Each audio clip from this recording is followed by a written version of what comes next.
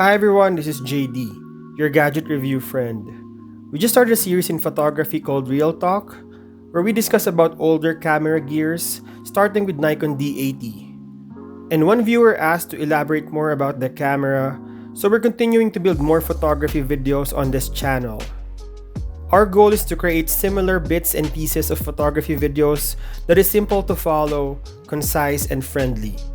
These videos moving forward are for beginners, and for people who knew a thing or two about photography, you can help by simply adding any tips on the comment below. We will try to build a community who teaches photography to a kid or to a newbie. If this is the type of videos you need, don't forget to subscribe because we will build more of these videos.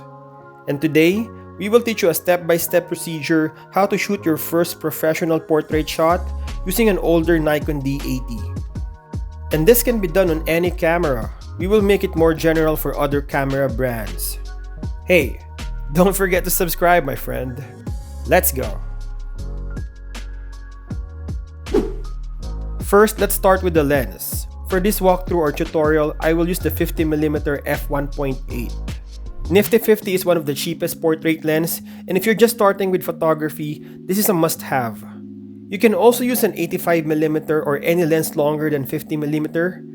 35mm is good, but it's wider, and if you don't know how to use the right distancing, you might end up skewing the subject. So for cheaper and more general alternative, let's stick with 50mm or Nifty 50. You can use either autofocus or manual focus lens. We're using the one with autofocus. Next is dialing in the right settings. Look at the mode dial of your camera. For mirrorless, it is embedded in the menu system. Carefully turn it to A or aperture priority or AV for Canon. I checked my Sony mirrorless and it's in the menu system. Find the shooting mode and select aperture priority. Now, there's a front dial wheel on your DSLR that controls the number of your chosen mode. On this case, we're controlling the aperture of the camera. Turn the dial to f2.0 or 2.8, depending on how blurry you want your background to be. I suggest 2.8 to make sure that the face is sharp, because the smaller the number, the shallower the focus area is. Next is good lighting condition. In your first portrait shot, to make sure it will be a success, let's do it in a place where there's enough light. You can do it outdoors or a room with enough light. Make sure that the subject face receives a good amount of light or isn't covered or against the light. You can play with this composition later, but today, we're treating everyone like it's their first time.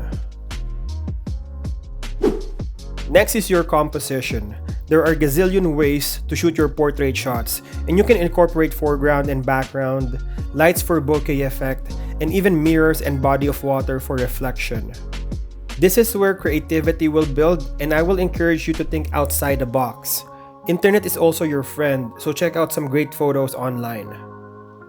On our first portrait shot, we will use the rule of 2/3. So you're basically putting your subject around the 2/3 area of your composition.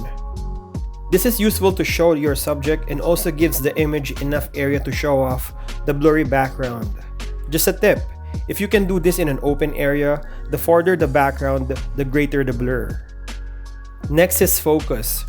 Since you have a non-moving object, we will use a single focus. To do this, go to Menu, Focus, and Single Area. Don't worry about the center autofocus area. It's too much to learn. We just use the normal area or whatever is currently defaulted on your camera. You will have a small dot on either your camera's eyepiece or screen.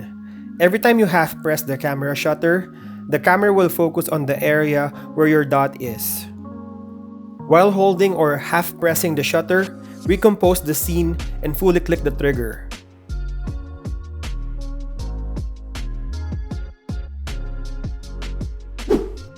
And lastly, this is your own taste, the editing. Adjust your photo accordingly, but on your first try, go easy on it. We can use Lightroom or Snapseed for phones. There are sliders for everything like brightness, exposure, contrast, shadows, etc. Just go easy on the sliders. A faulty editing is a faulty photo. You can destroy the image by applying an incorrect editing. There's no rule for it as long as it looks good and presentable. I generally check for the shadows and blacks and make sure I show off a little bit of the darker areas or make it a little bit darker for dramatic effect. It is also nice to change the color a bit for a more stronger and professional look. And this is our final image. It looks great. Now that you have successfully followed the steps, try the same approach again until you master it.